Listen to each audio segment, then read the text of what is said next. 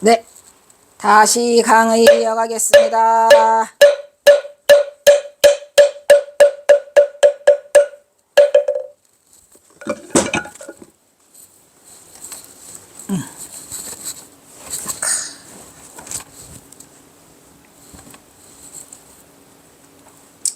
그래서 슬픈 시가 남겨져 있는데 앞쪽에는 선지를 잔뜩 드러내는 시가 되었어요.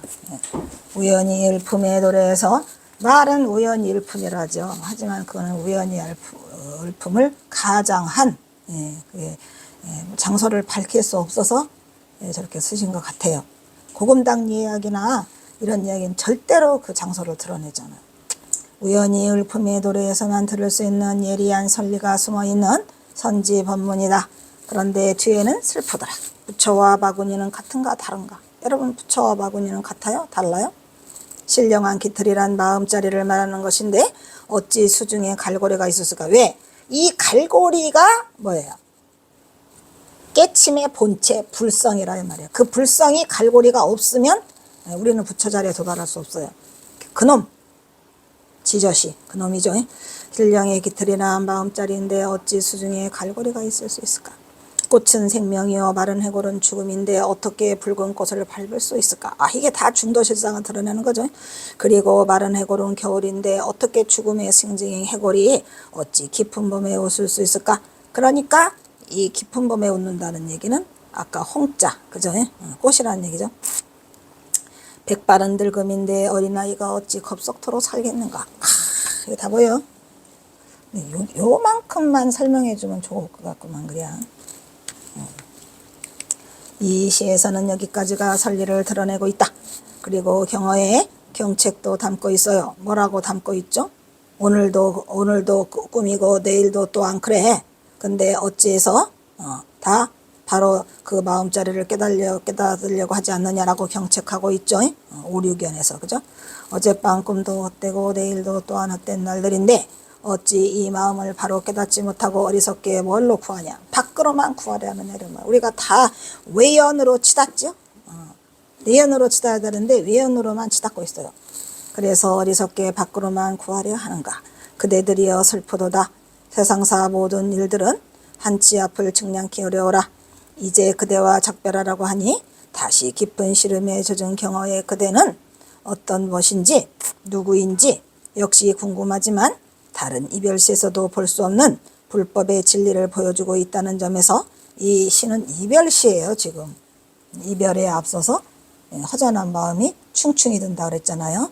그건데 그래도 이별시에서는 절대 볼 수 없는 선리를 담고 있다는 그 불법의 진리를 보여주고 있다는 점에서 이 고구 정령한 노승의 참뜻을 전하고픈 경어선사가 이별은 하고 있지만 이 선지시, 선의 진술을 드러내고 전하고픈 노승의 참뜻을 전하고픈 경어의 진실이 배어있는 선지시라는 점에서 이 이별시의 가치가 말은 이별시인데 이 가치가 엄청 남달라요. 그래서 이거를 제가 1순위로 뽑아놓은 것 같습니다.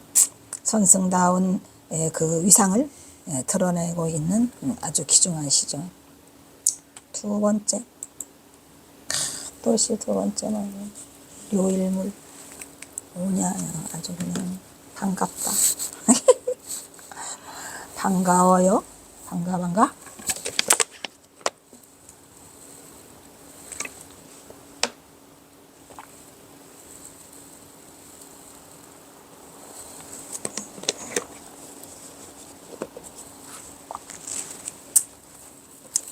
료, 일, 물. 이게 제목 하나만, 이거 하나만 봐도 끝났네. 료, 마칠 료. 끝났지 뭐. 일물? 일물은 한결했어요? 달했어요? 일이 곧 답니다. 일물. 그래서 거기 있잖아요. 그거 뭐죠? 남학회양과 또 그죠? 육조해능이 그죠? 어떤 물건이 왔는고 하다가 3년 동안 해보고 뭐라고 답해요? 설사 일물이라 하여도 옳지 않습니다. 누가 깨졌어요? 남학회양이 이겼어요? 육조해능이 이겼어요? 어이? 남학회양이 이겼죠. 육조해능이 그냥 박살나는 순간이에요. 일물 같은 소리 하고 있네. 어떤 물건이 왔는고 설사 일물이라 하여도 옳지 않습니다. 이렇게 된 거죠. 그래서 법을 이어받게 되는데 여기는 뭐야? 료일물. 일물을 요달했다 이런 얘기야. 그러면 일물을 요달했다는 게 뭐죠? 이 일물이 뭐랬죠? 아까 말한 갈고리 구자야. 갈고리. 자성자리. 본래 멸무. 일물을 요달했다는 것은 중도실상에 도달했다는 얘기죠. 뭐 모든 것을 다 여인자리. 그래서 일물을 요달했다는 얘기를 제시하는 경어의 또 다른 선시를 감상해보자. 아이고 두 번째 시를 이거를 택했네. 이것도 역시 우음이잖아요. 우음이 세? 우연히 읊었다는데 세요. 작정하고 읊으면 안 세. 그래서 또 우음이 되겠어요. 이거 뭐죠? 가석타 향산의 신선이요. 그거야 아니에요. 가석타. 가석은 뭐예요? 안타깝구나. 애태롭구나. 가석. 여기 가석하다. 애석하다. 향산의 신선이요. 향산은 어디예요? 요양산? 아니에요. 향산은 히말라야를 향산이라고 한답니다. 그래서 히말라야의 신선이니까 누구 신선? 아시타 선인. 아시타 선인 알죠? 아시타 선인이 왜 안타깝다고 가석하다고 경허선사가 그랬을까요? 아시타 선인이 태자 시타르타가 태어나자 그 시타르타 태자를 보고 싶다고 찾아왔어요. 아시타 선인이. 근데 아시타 선인이 그 시타르타 태자를 보여주니까 울지요. 그래서 여기 왕이 옆에서 있다가 정반왕이 물었어요. 그대는 왜 재수없게 그 시타르타 태자를 보자마자 우느냐? 라고 말하니까 뭐라고 말하죠? 아이고 제가 이분은 뭐가 될 사람이야? 부처가 될 뿐인데 내가 이분이 부처가 되는 걸 보지 못하고 죽어서 내가 죽게 돼서 그게 한스러워서 우는 거다라고 아시타 선인이 말을 하죠. 그래서 슬피 울어요. 그러니까 경허선사는 뭐라 그래? 아이고 아시타 선인이여, 향산의 신선이여, 뭘 울어? 네가 일물을 요달했다면 네가 깨치면 되잖아. 네가 일물을 요달해 안다면 그까짓 것 부처님이 되기 전이나 부처님이 된 후나 뭔 상관이래? 이렇게 말하는 거예요. 자, 말하죠. 가석타 향산선이여. 사자후를 말하는 거죠. 한미, 한스럽구나. 미, 들을문, 사자후. 여기 사후는 사자후야. 한스럽구나. 네가 사자후를 듣지 못한다는 게 안타깝다 이런 얘기죠. 왜? 부처가 되기 전에 이미 아시타 선인은 죽어야 되니까. 그래서 경허선사가 한스럽구나. 사자후를 들을 수 없음이 안타깝구나 이렇게 말하죠. 그 다음에 다만, 여기 다만 나오죠. 다만 등이 요 일물, 네가 다만 이렇게 한스럽게 안 하려면 네가 만약에 일물을 요달에 깨쳐서 알면 다못 이미 네가 일물을 요달했다면 이 말이야. 이리로 맞췄다면 말이야.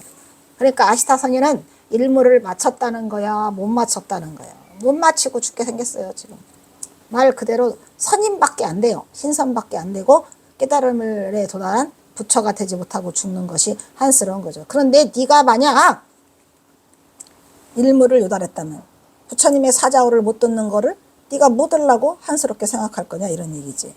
네가 만약에 네가 만약에 일물을 요달했다면 어찌 논의할 것인가. 하론 불전 후, 네가 어찌 부처님이 되기 전이나 부처가 된 이르나 불전 불후.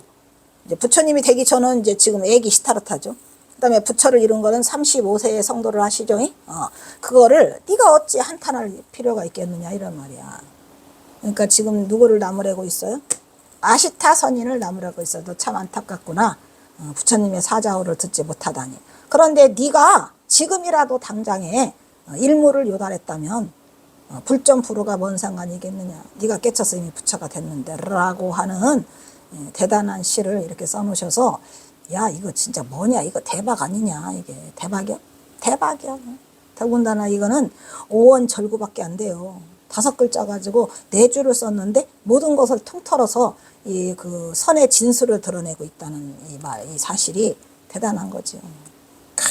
아시타 선임이여 향산의 신선이여 불쌍하고. 그래서 이 시를 하고 있고요. 이 시의 등장인물인 향산의 신선은 석가세존으로부터 거슬러 올라가야죠.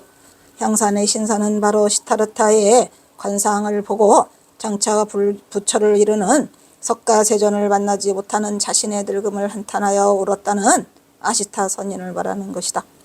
경호는 사자오를 듣지 못함이 한스럽구나. 아이고 아시타에게 위로의 말을 건네면서 참도 한스럽다. 뭐라고? 하지만 네가 이미 아시타가 본래 무일물의 경지를 요달했다면 이런 얘기요. 일물을 요달했다면 사실은 일물은 있어요 없어요? 무일물이죠. 무일물이라는 것을 깨달아 아는 것이 일물을 요달해 아는 거예요. 그래서 불점부르를 굳이 논할 필요가 없는 군더더기다 이런 말이죠. 부처님이 나중에 성도에서 깨닫든지 말든지 네가 깨달으면 된다는 것을 선지의 칼날로 드러낸 시이다. 경어는 텅 빈 바탕의 본체는 본래 무일물. 일물을 요달해봤자 무일물이에요. 뭔 말인지 아시겠어요? 그러니까 요 일물이 무일물이죠. 그래서 본래 무일물 하처야지네라고 그 육조 해능이 쓰신 거 있잖아요. 그래서 우주의 본질이라고 말하고 있는 것이다. 본래의 자리란 이름도 없고 모양도 없고 일체가 끊어진 것으로 설령 한 물건이라도 해도 옳지 않아요? 한 물건도 아닌 무일물이라니까. 무일물이라는 것을 요달히 알았다 라고 하면 불점부르가 무슨 상관이 있겠는가. 의 본체와 현상의 관계는 중도불이의 관계로서 이를 선이 지향하는 깨달음이라는 우주 만물의 본래 면목을 드러내는 선수행으로 이 시는 요일물로서 수행의 본질을 제시하고 있다고 말할 수 있다. 여기서 중도불이의 관계라고 하는 것은 이 불이는 그 대신 선에서 말하는 그 실천의 경계가 아니고 진짜 둘이 아니라는 거죠. 둘이 아니라는 이 불이, 일이를 말하는 거예요. 황벽은 이 요일물을 전심법요에서 뭐라고 말해요? 심즉시 불이다 이런 얘기. 마음이 부처고 즉심시불이라고 했어요. 그러니까 둘이 아니라는 거죠. 이것은 이제 그 중도 상태를 불이로라는 말로 둘이 아니다라는 걸 하는 것서 이거를 단답형으로 해서 아시타를 위로하고 있다 이런 얘기예요.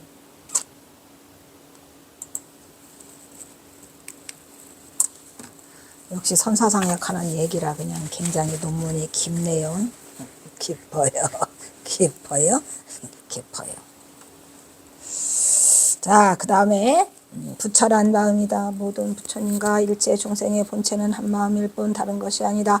이 마음은 시작도 없고 예측보다하고 죽는 것도 아니고 푸르거나 도는 것도 아니며 어떤 형상이 있는 것도 아니다. 모든 이름과 말과 자취와 관계는 초월한 본체가 곧 마음이다.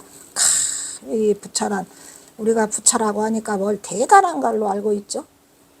부처님 거룩하신 부처님 저 이제 바로 나오니 가피를 내리소서 하잖아요. 그럴 때에 부처님은 형상이 있는 부처님. 여기서 부처는 그냥 마음자리인 거죠. 부처는 마음자리예요.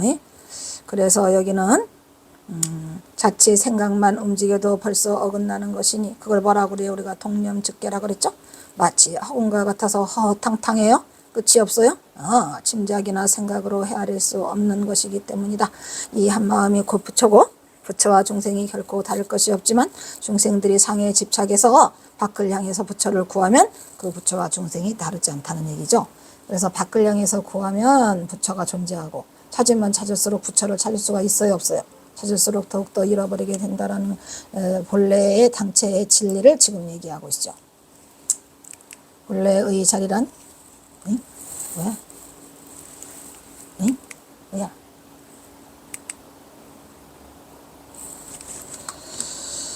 또 뭐를 빼먹었냐?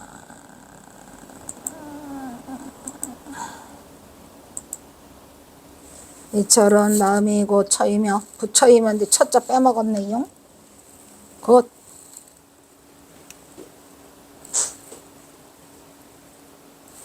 여기다가 부자 하나 써주세요. 마음이 곧 부처이며 부처는 곧 중생이니 이것이 곧 부처와 중생을 구별하지 않는 불의의 법이다.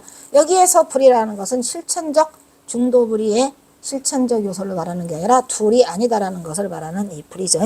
법이며 마음이 곧 부처임을 드러내는 절대 경지의 중도 실상을 드러내 보이는 중도불이라고 말할 수 있을 것이다. 만약에 아시타가 이 마음이 곧 부처요? 부처는 곧 중생이니 이 마음은 중생이 되었을 때도 줄지 않고 부처가 되었을 때도 줄지 않으며 육도 만행과 항하의 모래만큼 많은 공덕이 모두 갖추어져 다시 덮을 것이 없거나 보탤 여지가 없다는 심즉시불이고 즉심시불의 평범한 진리를 미리 알았더라면 말이야. 석존의 법문을 듣지 못해서 눈물을 흘리는 일은 연출되지 않았을 것이다 라고 말하고 있고, 중도불이를 드러내는 또 다음 시가 있어요. 뭐를 소개했을까?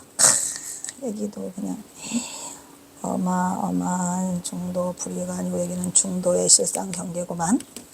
이것도 또 제목이 뭐예요? 우음이지 뭐.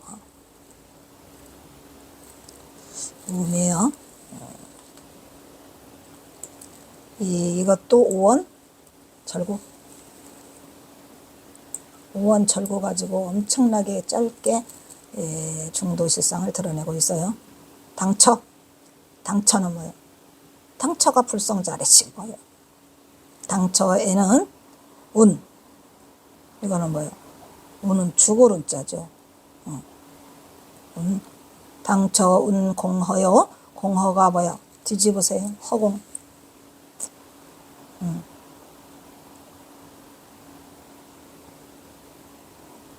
경허선사는 이 한문에서 많이 뒤집어 놓는 거를 많이 하죠. 그래서 당처 운 공허요. 허공엔 당처엔 허공마저도 무너져서 없다 이런 말이죠. 죽을 운자니까 저게. 당처에는 원래 당처 자리라는 것은 무슨 자리? 불성 자리죠. 거기에는 허공이 있어요? 허공마저도 무너져서 없다 이런 말이에요. 우리가 이 공성 자리를 유지한다라는 말을 하잖아요. 그러면 이 빌 공자가 있잖아요. 근데 그 공마저도 없다는 거죠.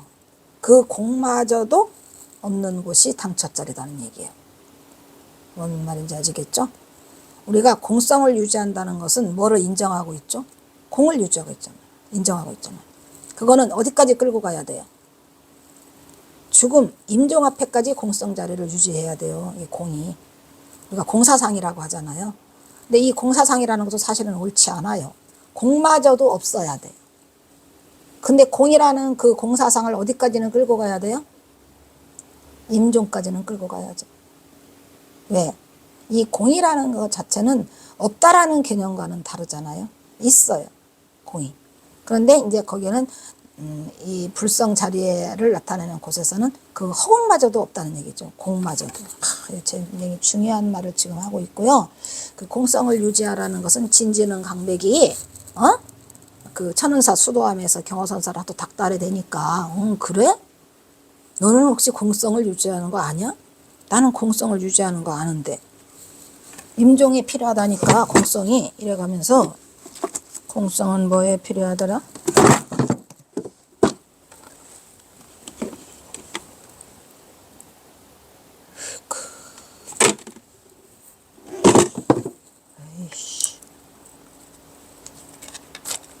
또 입술이 바짝바짝 말라가지고 괴로워.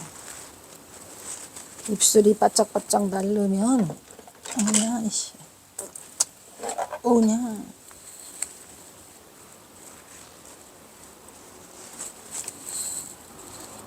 눈이 또 왜 필요한가 했더니 이 또 안경을 어디다 놓고 왔냐. 아이고 괴로움이지 뭐. 눈이 필요해서 못 살아요? 아이고.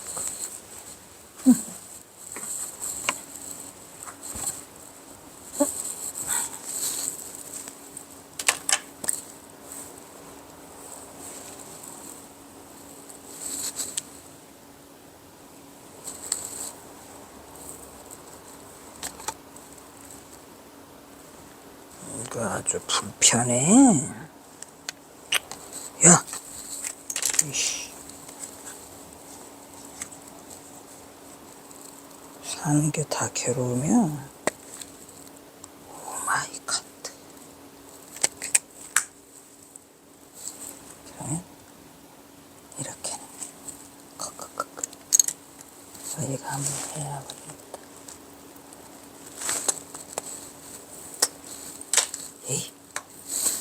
그래서 당초엔 허공도 무너져 없는데 허공이 없는 거예요. 공마저도 없는 거죠. 그래서 공성은 임종할 때 필요하고 임종 순간에서 공성마저도 놓아봐야 된다 이런 얘기예요. 예. 그래서 허공꽃이 결실하여 여기 나왔네. 허공이 없다고 그랬잖아요. 지금 죽을 운자니까. 없다고 그러면 뭐 그랬죠? 있어야 된다니까. 잘 쫓아와야 돼요. 예. 그래서 허공마저도 무너져서 없다고 그랬는데 없다는 말을 살리려면 있다고 해야 되잖아요. 그래서 공화, 허공꽃을 공화라고 그러죠. 공화방, 공화가 피어가지고 결실을 맺어서 아주 모방자죠. 공화가 허공꽃이 결실하여서 역력히 있더라 이 말이에요. 그래서 방정할 방, 그 다음에 뭐래요? 지 알겠도다 차역 춘광임을 대단한 말을 하고 있는데 여기에서 이게 뭐예요? 여기가 이 허공이 무너져 없어졌어요. 그러면 허공을 살려내야 되니까 허공이 펴야 돼.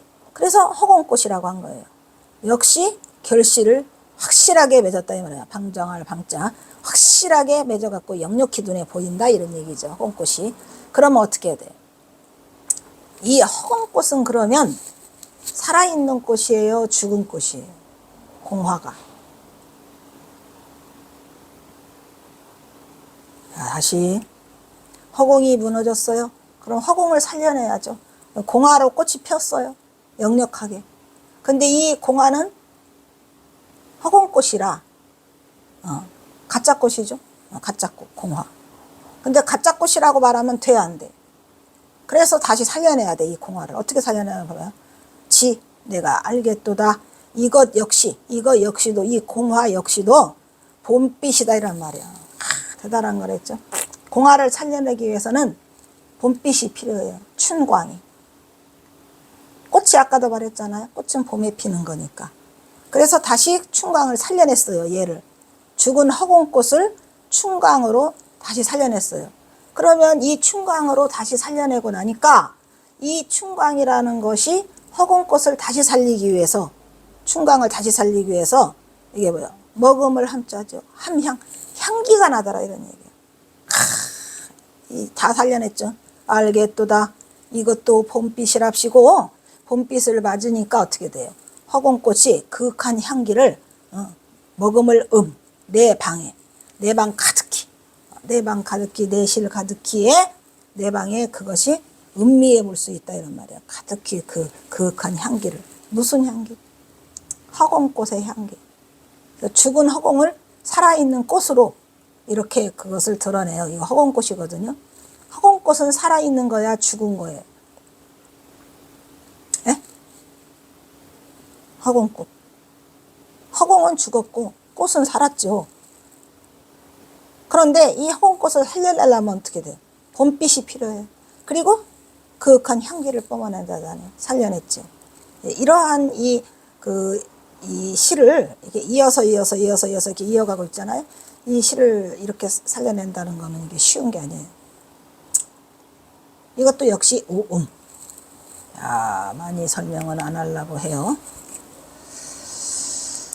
많이 설명했다가는 큰일 나게 서 있어.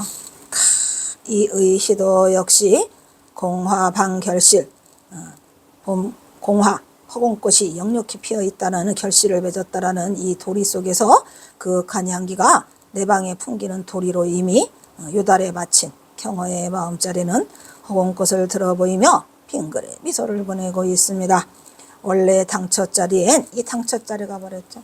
불성자리. 허공마저도 무너져 없다 그랬어요.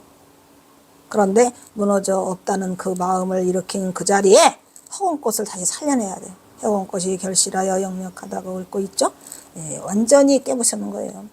허공에서 왜 꽃이 없다란 말이냐? 있다란 말이다. 그러면 허공꽃은 꽃이냐 아니냐? 오냐? 봄빛만 있으면 살려낸다. 이래가지고 눈의 장애로 말미암아 생기는 우리의 그 허공꽃이라고 하죠. 눈 비비면은 이렇게 허공꽃이 쫑쫑쫑쫑 올라가지요. 예, 현실 속에서 봤을 때 여러분 눈을 눈병이 나가지고 눈을 비비면 허공꽃이 뽀글뽀글 피어서 올라가요. 예, 그것을 우리가 허공꽃이라고도 하죠. 근데 사실은 그게 실제로 있는 꽃이에요. 마음에 움직여서 만들어낸 눈병에서 생겨난 꽃이에요. 그것도 내가 지적해서 만들어낸 눈병이 만들어낸 허상의 꽃이죠. 그거를 우리가 뭐래요? 공화라고 하잖아요. 어디 갔어? 허공꽃이죠. 여기 있네. 공화를 말하는 거요. 그래서 마음의 동요를 먼저 살펴야 눈병이 사라진다 이런 말이야. 그건 가짜 눈, 허공. 즉 공화를 의미한다. 없는 것을 있는 것으로, 관념을 실제하는 객관 대상으로, 고요한 실체가 없는 것을 실체가 있는 것으로 보는 착각하고, 환상 속에서 우리가 편견을 가지고, 이게 이제 허공꽃을 여기서는 어디까지 끌고 오고 있죠? 환상이다 이란 말이에요. 환상이. 그리고 또 뭐야? 편견이. 이 편견이 우리가 말하는 아집이요? 편견이 아집이고 또 환농이고 환상이고 또 편견이라는 게 가장 우리가 힘들어하는 고정관념. 한번 고정관념에 꽂히면 바꿀 생각 안 해요. 그 편견이에요. 치우칠 편자. 즉 뭐예요? 양극단을 버려야 하는 편견. 등을 가지는 등을 비유하는 의미로서 공화라고 하는 것은 실제하지 않는 꽃, 즉 허상이라는 것을 깨달아야만 하는 것이다. 중도불이의 경계에서 실상을 여실하게 보면 공화, 여기서 공화는 이게 꽃차 빛날 화자를 썼네요. 마음이 없는 것을 실제하는 것처럼 보이고 실제하는 것을 없는 것처럼 보이게 만든다는 것을 경전에서는 여러 번 이것을 일러 공화라고 말해요. 허공꽃. 경전에도 나오죠. 경계해야 함을 누누이 경허선사가 체근하고 있더라.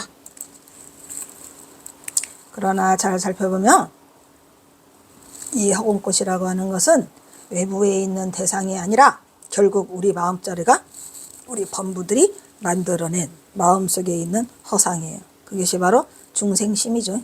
예, 발동이기 때문에 경어는 추념하게 경고하고 있다. 여기에 경어의 선의 본질을 찌르는 날카로운 선지가 예리한 칼날 속에 숨어 들어가 있어요. 뭐를 상대로?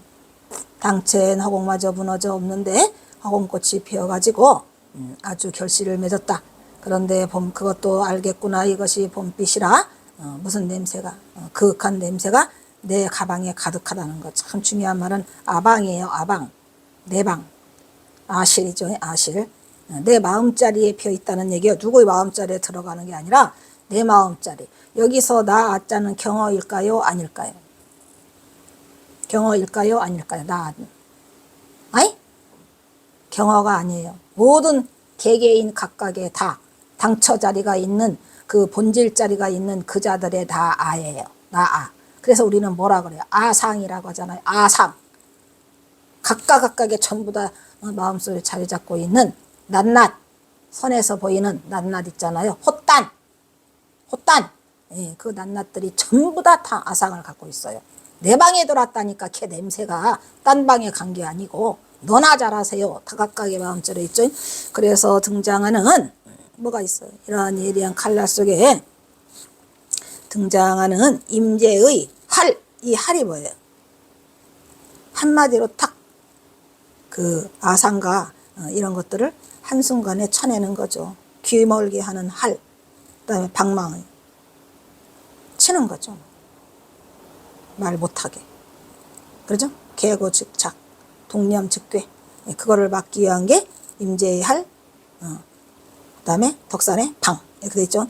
천지를 잠들게 하는 활인거며, 얘가 활인거면 한순간에 날려버려. 그래서 경어의 중도불이를 나타내는 또 다른 시가 또 있대요. 아이고, 이것도 또 세 번째 뭐 했을까? 궁금해요? 네 번째 뭘 썼을까?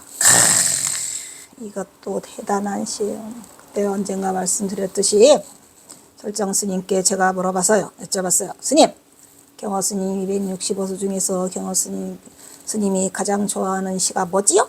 라고 물었더니 이 시를 들어댔어요. 뜻밖의. 근데 사실은 저도 경어선 시 265수 중에서 1등으로 꼽고 있는 시가 이 시거든요. 대단한 시죠, 이게. 근데 진짜 놀라웠게도 설정 스님이 이거를 꼽으시는데 조금 마음이 움직였어요. 아, 그렇구나. 이 시가 진짜 이 대단한 시 중에 하나예요. 이것도 역시 5원 절구밖에 안 돼요. 근데 아주 간단하면서 굉장한 그걸 드러냈죠. 금오야반비라고. 한마디로 말하면 금오야반비. 그러니까 금오야반비라고 어디에 있는데 설정 스님이 써준 저쪽 기념관에서는 있었는데 여기는 장소가 부족해서 어디에 가진 것 같아.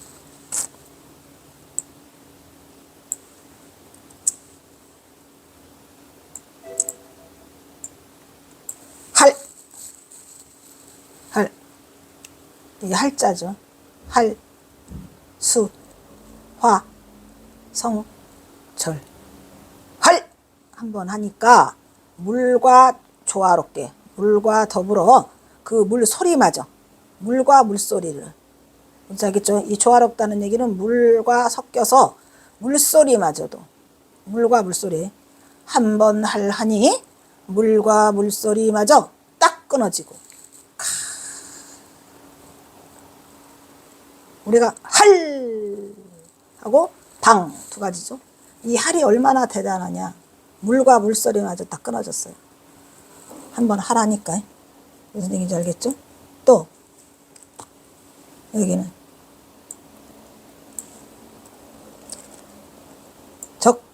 이 적자는 뭐예요? 가리킬 적재. 우리가 지적한다고 하죠. 지적할 때.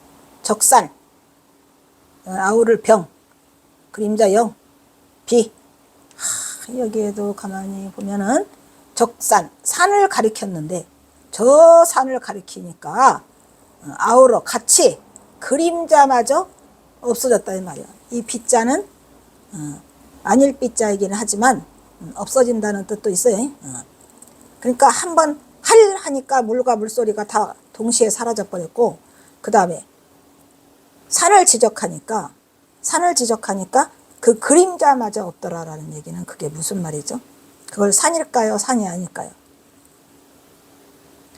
이 한번 할 하니까 물은 이 흘러가는 물소리가 있어야지 저게 물이 가는가 보다 한데 그 두 가지가 동시에 다 사라졌어서 물의 본질이 없어진 거예요. 또 산을 가리켰더니 산만 없어진 게 아니라 그 산 그림자마저도 아주 깔끔하게 그냥 완전히 씨알도 없어지더라 이런 말이에요. 그러니까 여기서 지금 산과 물을 동시에 할이라고 소리를 질렀는데 여기에서 이 할은 왜 나왔을까요? 뭐를 없애기 위해서. 근데 이거 이렇게까지 해도 되는가? 옛날에 내가 경화 선시할 때는 이렇게 자세히까지는 안 했거든요, 사실은.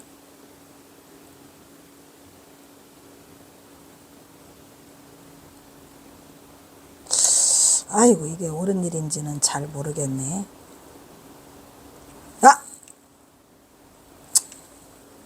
이 할은 뭐 때문에 이 할이 나왔을까요? 우리가 보통 쓰는 할과 방을 쓰는 것은 그걸 없애기 위해서. 그 임재의연의 3구 중에서 뭐죠? 현중현, 아니요. 현중현이죠. 현중현. 예. 그런데 여기에서 이 할은 그런 뜻이 아니에요. 이 할은 소리 때문에 한 거예요. 소리. 왜? 여기 써 있잖아요. 소리. 그런데 할을 했다는 얘기는 소리가 있다는 얘기죠.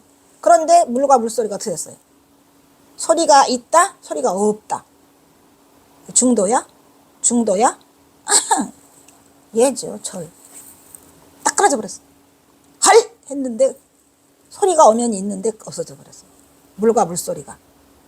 그리고 여기는 산을 지적했어요. 산을 이렇게 가리켰어요.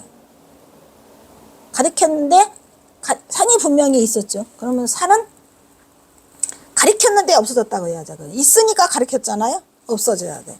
근데 뭐 맞아? 그림자 씨알 맞아. 여기도 물과 물소리 맞아라고 했죠. 물소리 맞아.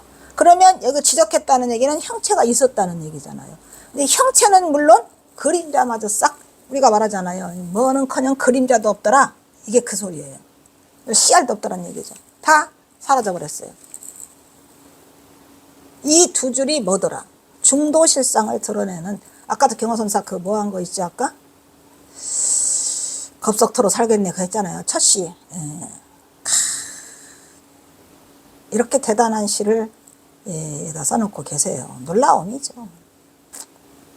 이렇게 해도, 이렇게 설명해도 못 알아들으면 탈락. 진짜 탈락이에요. 자, 여기까지 했잖아요. 그 다음에 이 둘을 지금 이렇게 해놓고 이 둘을 다 어떻게 해야 돼요? 그러나 이런 얘기예요. 그 다음에 이제 깨달음의 경지에 도달한 이후의 상황. 똑같아. 아까 앞에 쓴 우리가 첫 번째 첫 번째에서 일수에서 본 거랑 똑같은 상황이 또 벌어지고 있죠. 깨달음에 도달하니까 어떻게 돼요?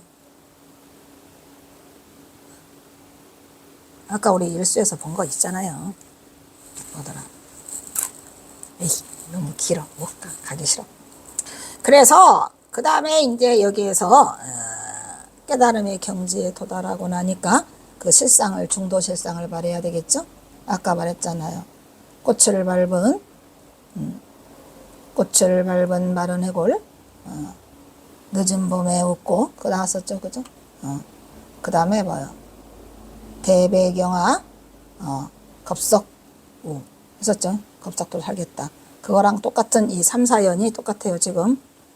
여기. 자, 여기서 소리가 끊어지고 그림자가 없어졌어요. 근데 이거 없어진 거 살려내야 돼, 안 살려내야 돼? 중도실상에 들어와서 이 두 개를 다 쳐내면 이러한 상태가 오죠. 그림자, 소리와, 여기 소리와 그림자가 통해. 온 몸을 통해서 그냥 활발하게 살아났더라, 이런 말이지. 소리와 그림자가 몸에 사무쳐 통해. 오 마이 갓디요? 에이, 소리와 그림자가 몸에 사무쳐 통한다는 얘기는 여기서 왜 이 몸자를 끌고 왔을까요? 왜 이 몸자를 끌고 왔을까요? 몸이 있으면 소리가 들리고 몸이 있으면 그림자가 있어요.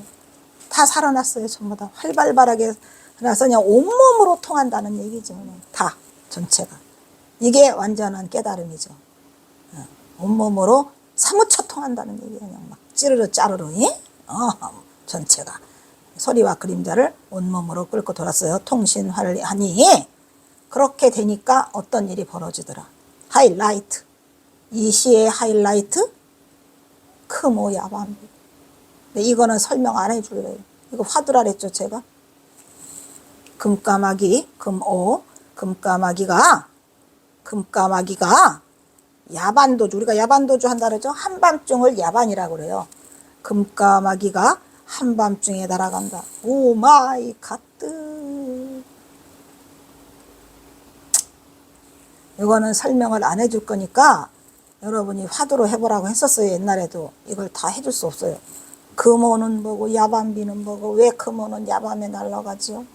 그리고 왜 아이고 안 해. 절대 안 해. 금오 야밤비예요. 그래서 정말 신기하게도 설정스님이 이 글 중에서 금오 야밤비를 써주시는데 생각이 많았지요. 내가 설정스님을 끝까지 지켜보려고 하는 이유도 바로 이 금오 야밤비에 있어요. 별것도 아니야. 금오 야밤비에 있어. 그래서 이게 뭐냐? 아이씨, 또 잘라야 되겠네. 일단 여기서 잘라주세요.